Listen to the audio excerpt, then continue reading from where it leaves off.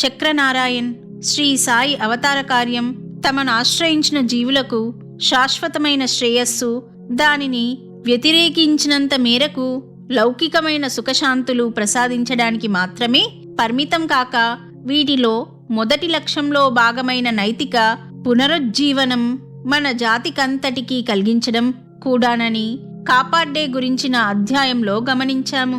ఆయనకు అందుకు చేతికి అందుబాటులో ఉన్న సాధనలు 2: హిందూ ముస్లిం సమైక్యత, వర్ణ భేదాలకతీతమైన ప్రేమానుబంధాలు, నైతిక బలాన్ని చేర్చుకోగల ఆధ్యాత్మ గ్రంథ పఠనము, ఏకనాథ భాగవతము, జ్ఞానేశ్వరి మొదలైనవి చదివించడము. ఈ 2 ఆశయాలను ప్రజలలో ఆచరణాత్మకంగా సాధించడానికి ఆయన తన భక్తుల చేత శ్రీరామనవమి ఉరుసు ఒకే రోజున ఒకే వేడుకగా అందరూ కలిసి చేసుకోవడం నేర్పించారు. కులమత భేదాలను పాటించకుండా సహపంక్తి భోజనం మసీదులోనూ భోజన గృహంలోనూ అలవాటు చేయించారు. అందరూ కలిసి ఆరతి, చావడి ఉత్సవము, భక్తులకు ప్రసాదమిచ్చే ముందు ఫాతిహా చేయించడము, దునికి నైవేద్యం అర్పించడము చేయించారు. పరమత ద్వేషం లేకుండా సోదర భావంతో ఎవరి మతధర్మాన్ని వాళ్ళు పాటించుకునేలా చేశారు. ఆ కాలంలో మన దేశాన్ని పరిపాలిస్తున్న తెల్లవారి ప్రభుత్వం వీరి కార్యాన్ని అంత దూరం అర్థం చేసుకున్నదో లేదో కానీ దాని వలన ప్రత్యక్షంగా తమ అధికారానికి ముప్పు వాటిల్లుతుందేమోనని భయపడింది. కాపాడ్డే, కాకా దీక్షిత్ వంటి రాజకీయ ప్రముఖులు షిరిడీలో తలదాచుకొనడం, లోకమాన్య బాలగంగాధర్ తిలక్ వంటి వారు వారి దర్శనానికి రావడము తెల్లవారి దృష్టిని ఆకర్షించింది. భక్తిని ఆధారంగా చేసుకొని శ్రీరామనవమి ఉరుసు ఉత్సవాల ద్వారా ప్రజలు సంఘటితమవ్వడం తమ అధికారానికి మంచిది కాదని వెరచి ప్రభుత్వ అధికారులు అవి జరగకుండా చూడాలని యత్నించారు కూడా.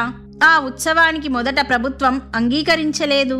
కానీ తర్వాత ప్రజాభిప్రాయానికి తలవొగ్గక తప్పలేదు. సాయి మొదట ప్రకటమైనది 1854లో, రెండవసారి షిరిడీ వచ్చి స్థిరపడినది 1856 చివరిలో. సరిగ్గా 1857లోనే మన ప్రజలలో కొద్ది శాతం మాత్రమే తిరుగుబాటు చేసినప్పటికీ తెల్లజాతి వారి అధికారం దాదాపు కూలినంత పనయింది. ఆ స్మృతులు వాళ్లకు సింహస్వప్నంగా నిలిచిపోయాయి. ఇట్టి భయంతో తెల్ల ప్రభుత్వం శ్రీ సాయిబాబా పైన, షిరిడీ సందర్శించే భక్తులపైన నిఘా ఉంచింది. ఒక వంక అందుకుగాను ఒక పోలీస్ కానిస్టేబుల్ను షిరిడీలోనూ కోపార్గంలోనూ నియమించింది.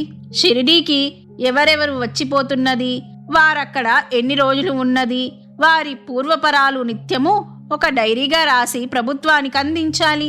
ధూలియా కోర్టులో విచారించబడిన దొంగతనం జరిగిన తేదీలలో షిరిడీ వచ్చి వెళ్ళలేదని ఆ డైరీ నుండి తెలుసుకునే ఆ దొంగతనంతో బాబాకు ఎట్టి సంబంధమూ లేదని నిర్ధారణ చేసుకున్నది. ఇది చాలక షిరిడీలో భక్తుల వేషాలతో ప్రభుత్వం గూఢాచారులను కూడా షిరిడీకి పంపుతుండేది. ఉదాహరణకు కాపాడ్డే షిరిడీలో ఉండగా హంస అనే ఒక భక్తుడు తరచుగా షిరిడీ వస్తుండేవాడు. ఇతని అసలు పేరు నటేకర్. అతడు ఆధ్యాత్మిక అన్వేషణలో ఎందరో మహాత్ములను దర్శించినట్లు, చివరకు హిమాలయాలలో తనకొక గొప్ప గురువు లభించినట్లు చెప్పుకునేవాడు. సాటి భక్తులతో ఎన్నో ఆధ్యాత్మిక విషయాలపై రమ్యంగా మాట్లాడుతూ తాను సందర్శించిన సాధువు సత్పురుషుల గురించి రసవత్తరమైన విశేషాలు చెప్పి భక్తులను ఆకట్టుకున్నాడు. అందుకే ఇతనిని అందరూ స్వామి అనేవారు. తాను మానస సరోవరం దగ్గర కొంతకాలం హిమాలయాల్లో పర్యటించినట్లు చెప్పినదంతా నమ్మి అతనిని అందరూ హంస అని కూడా అనేవారు. బక్కపలచగా మంచి శరీర ఛాయ, తీర్చిదిద్దినట్లుండే ముఖ కవలికలు, మృదుమధురమైన కంఠస్వరం అందరినీ సులువుగా నమ్మించాయి. రోజుల్లో కొద్ది సమయం తప్ప ప్రత్యక్షంగా సాయి ఎదుటకు ఎక్కువసార్లు వచ్చేవాడు కాదు. చివరికి ఒకప్పుడు 1913లో దాదాసాహెబ్ కాపాడ్డే ఇంగ్లాండ్ వెళ్ళినప్పుడు ఈ హంస షిరిడీలో ఆ కుటుంబానికి తనపై ఏర్పడిన సద్భావాన్ని పురస్కరించుకొని అమరావతిలోని వారింటికెళ్ళి అక్కడ ఒక మాసం ఉన్నాడు. అతడు వెళ్ళిపోయాక చూచుకుంటే కాపాడ్డేకు చెందిన పాత డైరీలు 10 కనిపించలేదు. నిజానికి వాటిని ఒక చెక్క పెట్టెలో పెట్టి తాళం వేసి ఉంచారు. అంటే ఇంట్లో ఎవ్వరికీ తెలియకుండా వాటిని పసిగట్టి తాళం కూడా పగులగొట్టి తీసుకువెళ్లాడన్నమాట. అటు తర్వాత చాలా కాలానికి ఈ హంస నిజానికి సాధువు కాదని ప్రభుత్వం నియమించిన గూఢాచార్యని కాపాడ్డే తెలుసుకున్నాడు. అదృష్టవశాత్తు ఆ డైరీలో ప్రభుత్వానికి పనికొచ్చే వివరాలేమీ లభించలేదు. అందువలన ప్రభుత్వం వాటిని కాపాడ్డేకు తిరిగి ఇచ్చేసింది. డిసెంబర్ 29, 1910న తన డైరీలో కాపాడ్డే ఇలా రాసుకున్నాడు. ఆయన సాయిబాబా నేనిక్కడ మరో 2 మాసాలు ఉండవలసి ఉంటుందని ఈరోజు మధ్యాహ్నం కబురు చేశారు. తర్వాత నేను వారిని దర్శించినప్పుడు ఆయన ఆ విషయం ధృవపరిచారు. తమ ఊదికి ఎంతో దివ్యశక్తి ఉన్నదని చెప్పి నా భార్యతో గవర్నరు ఒక బరిసె తీసుకొచ్చాడు. నా వద్దనున్న త్రిశూలంతో నేను వాణ్ణి తరిమివేసి చివరకు అతనికి నచ్చచెప్పి పంపివేశాను అన్నారు బాబా. వారి పరిభాష ఎంతో నిగూఢంగాను వివరించడానికి వీలు లేనిదిగాను ఉన్నది. సరిగ్గా ఆ తేదీలలో హంస కూడా షిరిడీలోనే ఉన్నాడు. సాయి చెప్పిన వాక్యంలో ఊది అంటే అనుహ్రమని, గవర్నర్ అంటే తెల్ల ప్రభుత్వమని, అతడు తెచ్చిన బరిసె కాపాడ్డేపై ప్రభుత్వం జారీ చేయదలిచిన అరెస్టు వారెంట్ అని మనకు అర్థమవుతుంది. ఈ విషయం కాపాడ్డే కుమారుడైన బాబాసాహెబ్ కూడా తన గ్రంథంలో రాశాడు. హంస రూపంలో నిజానికి షిరిడీ వచ్చినది తెల్ల ప్రభుత్వం యొక్క ప్రభావమేనని బాబాకు స్పష్టంగా తెలుసు. అయినా వారి అనుమతి లేకుండా అతడు చేయగలిగినది ఏమున్నది? బాబా ఇలా తమను ఆశ్రయించిన కాపాడే యోగక్షేమాలు మాత్రమే చూచుకోలేదు. ఎక్కడో దూరాన దేశ స్వరాజ్యం కోసం పాటుపడుతున్న బాలగంగాధర్ తిలక్ను కూడా 1000 కళ్ళతో కనిపెట్టి ఉన్నారని కాపాడే తన డైరీలో మే 19, 1917న రాసుకున్న వివరం సూచిస్తున్నది. ఈ రోజు తెల్లవారుజామున నిద్రలేచాను, కానీ ఇక్కడెంతో మంది కూడడం వలన ప్రార్థన చేసుకోలేకపోయాను. మమ్మల్ని ఇక్కడే ఉంచాలని, మధ్యాహ్నం తర్వాత కానీ మమ్మల్ని వెళ్ళనీయకూడదని కొందరు కట్టుగా ప్రయత్నిస్తున్నారు. కేల్కర్ కూడా ఆ ప్రయత్నాన్ని బలపరుస్తున్నట్లు తోచింది. కానీ నాకు తెలియకుండానే నాకు కోపమొచ్చి నేను ప్రయాణమవుతానని పట్టుపట్టాను. తిలక్ మహాశయుడు మరికొందరము బయలుదేరి సంగమనేర్లోని ప్రఖ్యాత న్యాయవాది సంత్ ఇంట్లో తాంబూలం వేసుకొని మేము ఉదయం 8:30కు బయలుదేరి 10 గంటలకల్లా షిరిడీ చేరి దీక్షిత్వాడాలో బస చేశాము. బాపూసాహెబ్ బూటి, అతని పరివారము, నారాయణరావు పండి అక్కడ ఉన్నారు. నా పాత మిత్రులు మాధవరావు దేశపాండే, బాలాసాహెబ్ జోగ్ మొదలైన వారక్కడ చేరారు. మేమందరము కలిసి మసీదుకు వెళ్ళి సాయి మహారాజ్ను దర్శించుకున్నాము. ఆయన అంతా సంతోషించడం నేనెన్నడూ చూడలేదు. ఆయన లోకమాన్యుల కేసి చూస్తూ మనుషులెంతో దుష్టులు, ఎవర్నీ నమ్మవద్దు, జాగ్రత్త అన్నారు. నేను నమస్కరించగానే ఆయన దక్షిణ కోరి తీసుకున్నారు. కేల్కర్, పారే గోంకర్ కూడా దక్షిణ సమర్పించారు. తర్వాత మేమందరము ఎవ్వాలా వెళ్ళడానికి మాధవరావు దేశపాండే సాయిని అనుమతి కోరాడు. సాయి సాహెబ్, ఎందుకింత ఎండలో వెళ్ళాలనుకుంటున్నారు? దారిలో చావడానికా? అందరూ భోంచేసి సాయంత్రం చల్లబడ్డాక వెళ్ళండి. శ్యామ, వీరిద్దరికీ భోజనం పెట్టు అన్నారు. కనుక మేముండిపోయి మాధవరావుతో కలిసి కొద్దిసేపు విశ్రాంతి తీసుకున్నాక మళ్ళీ మసీదుకు వెళ్ళాము. సాయి నిద్రపోతున్నట్లుగా కింద పడుకొని ఉన్నారు. మేము చావడికి వెళ్తే గ్రామస్తులక్కడ లోకమాన్యునికి తాంబూలమిచ్చారు. ఆ తర్వాత మేము మళ్ళీ మసీదుకొచ్చాము.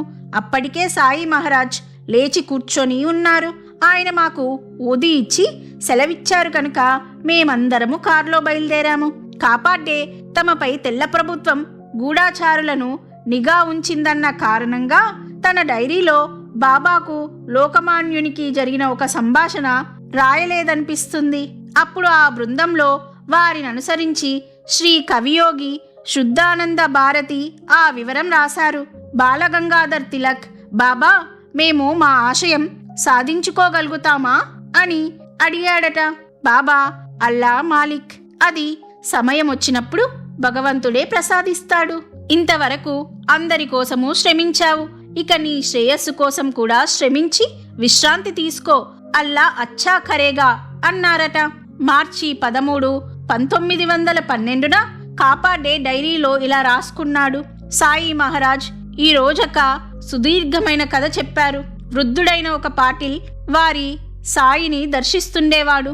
అతనిని మొదట 4, తర్వాత 12 మంది గూఢాచారులు నిఘా వేసి ఉండేవారు. ఒకసారి ఆ వృద్ధునికి గూఢాచారులకు తగువు జరిగి తర్వాత ఒకసారి తీవ్రంగా కొట్టుకున్నారు. సాయి సాహెబ్ ఆ వృద్ధునిపై కనికరించి అతడిని పొలంలో కలుసుకున్నారు. ఒకసారి స్వయంగా ఆయనే ఆ పాటిల్పై దాడి చేసిన గూఢాచారులను కొట్టి తరిమేశారు. చివరకు వాళ్ళు ఆ వృద్ధుణ్ణి పని పట్టడానికి అతనిని ఒక పెద్ద పట్టణానికి కూడా తీసుకెళ్లారు. సాయి సాహెబ్ జోక్యం చేసుకుని అతనిని విడిపించారు. పైన వివరించిన దేశ పరిస్థితుల దృష్ట్యా ఈ మాటలలో సాయి తమ సహజ నిగూఢ రీతిన కాపాడే గురించే అలా చెప్పారో లేక మరో ప్రజానాయకుని గురించి అలా చెప్పారో నిర్ణయించడం సాధ్యం కాదు. ఈ నిఘాలో భాగంగానే తెల్ల ప్రభుత్వం షిరిడీలో చక్రనారాయణ్ అను పోలీస్ కానిస్టేబుల్ను నియమించింది. సాయికి భక్తులు సమర్పించే దక్షిణలు అంచనా వేసి అవకాశముంటే వాటిపై ఆదాయ పన్ను విధించాలన్న నేపంతో ప్రభుత్వం అతనిని నియమించింది. ఆ ప్రభుత్వం ఇతనినే ఎన్నుకొనడానికి కారణం అతడు క్రైస్తవుడు. ముస్లింను గాని లేక హిందూను కాని నియమిస్తే మతాభిమానంతో తమ అసలు కార్యం నెరవేర్చరన్న భయంతో ప్రభుత్వం అతన్ని నియమించింది. హిందువులు ముస్లింలు ఎంత స్వల్ప కారణంగానైనా షిరిడీలో ఘర్షణ పడితే అది అవకాశంగా తీసుకొని బాబాపై చర్య తీసుకోవాలని తెల్ల ప్రభుత్వం ఎంతగానో ఆశించింది. కానీ సాయి యొక్క అవతార కార్యమన్న మహాసముద్రంలో ఇవ్వాల ఉండి రేపు పోయే తెల్ల ప్రభుత్వం కాకి రెట్టె వంటిది. ఆయనకు వారి గురువు సర్వానికి నియంత అయిన అల్లా అప్పగించిన లోక కళ్యాణ కార్యానికి కేవలం లౌకికమైన ఏ శక్తి అడ్డుకోగలదు? ప్రజల అనర్వత తప్ప. బాబాను అనుమానించి గమనించడానికి వచ్చిన చక్రనారాయణ్కు కూడా సాయిని గమనించాక ఆయనపై భక్తి శ్రద్ధలేర్పడ్డాయి. అతడు తను గమనించిన అంశాలు ఇలా రాశాడు. బాబా సమాధి చెందిన సంవత్సరము నేను కోపార్గావ్ పోలీస్ ఫౌజుదారుగా పనిచేస్తున్నాను. నేనప్పుడు బాబాకు భక్తుడనుగాను. నిజానికి మా పోలీసు శాఖ వారి ద్వారా మేము బాబాపై నిఘా వేశాము. నేనెంత అనుమానంతో ఆయనను గమనించినప్పటికీ తత్ఫలితంగా నాకు ఆయన పట్ల ఎంతో గౌరవమే ఏర్పడింది. అందుకు మొదటి కారణం ఆయన స్త్రీలు మరియు ధనము పట్ల నిర్లిప్తుడు. ఎందరో స్త్రీలు వచ్చి వారి పాదాలపై శిరస్సు పెట్టి నమస్కరించి వారి ఎదుటనే కూర్చునేవారు. కానీ ఆయన పట్టించుకునేవారే కాదు. సాయి వారిపై ప్రీతితో కూడిన చూపు ఒక్కసారైనా ప్రసరింపచేసేవారు కాదు. సాయి మోహరహితులన్నది నిస్సందేహం. డబ్బు విషయంలో కూడా వారిని మేము కనిపెట్టాము. ప్రజలు తమకై తామే వారికి పైకం సమర్పించేవారు. ఎవరైనా ఇవ్వకున్నా బాబా వారిని నిందించడము, ద్వేషించడము లేక అప్రీతి వహించడము చేసేవారు కాదు. భిక్షాటనలో కూడా సాయి వైఖరి ఇలానే ఉండేది. తమకెట్టి భిక్ష ఇచ్చారన్నది కూడా వారేమీ పట్టించుకోలేదు. ఏది లభించినా దానిని ఉదారంగా పంచేసేవారు. వారు సమాధి చెందినప్పుడు ఎవరు కాజేయకుండా వారి వద్దనున్న పైకం స్వాధీనం చేసుకున్నాము. కానీ అది మొత్తం 16 రూపాయలు మాత్రమే ఉన్నది. అయినప్పటికీ ఆయన నిత్యము 100 రూపాయలు దానం చేస్తుండేవారు. తరచుగా వారు పంచేది వారికి లభించిన దానికంటే ఎక్కువే ఉండేది. అలా ఆయన పంచే ఆదనపు పైకం ఎక్కడి నుండి వస్తున్నదో కనిపెట్టలేకపోయాము. అందుకనే ఆయనకు దివ్య శక్తులున్నాయని మాకు నిర్ధారణ అయింది. అన్ని మతాల పట్ల ఆయన ప్రవర్తన ఎంతో ఉన్నతంగా ఉండేది. ఆయన ఏ మతాన్ని, వ్యక్తిని, సమాజాన్ని లేక పదవులను న్యూనత పరిచేవారు కాదు. ఆ గ్రామంలోని ఫౌజుదారు క్రైస్తవుడని ఒకరు ఆయనతో చెప్పితే, అయితేనేమి అతడు నా సోదరుడు అన్నారు. వారి శక్తులు అద్భుతమైనవి. ఒక పోలీసు ఆఫీసర్ వారిని దర్శించినప్పుడు బాబా దక్షిణ కోరారు. అతడు తన వద్ద పైకం లేదన్నాడు. అప్పుడు బాబా నీ పర్సులో చూసుకో, అందులో 50 రూపాయలు నోటు ఉన్నదని అన్నారు. అతడు ఆ నోటు తీసి బాబాకు సమర్పించాడు. కానీ బాబా అందులో కొంత మాత్రమే తీసుకొని మిగిలినది త్వరలో నీకు అవసరమవుతుంది అన్నారు. తర్వాత సరిగ్గా అలాగే జరిగింది. అతడికి కొన్ని చిక్కులొచ్చి ఆ పైకం అవసరమైంది. అవి తీరిపోయాక సరిగ్గా అంత డబ్బు కృతజ్ఞతతో షిరిడీ పంపాడు. బాబా ఊది ఎందరి జబ్బులో తగ్గించింది.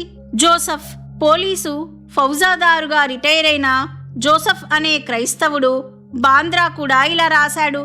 నార్వేకర్కు 1917లో జబ్బు చేసినప్పుడు అతని కుమారుడు 500 రూపాయలు తీసుకువెళ్లి బాబాకు సమర్పించాడు.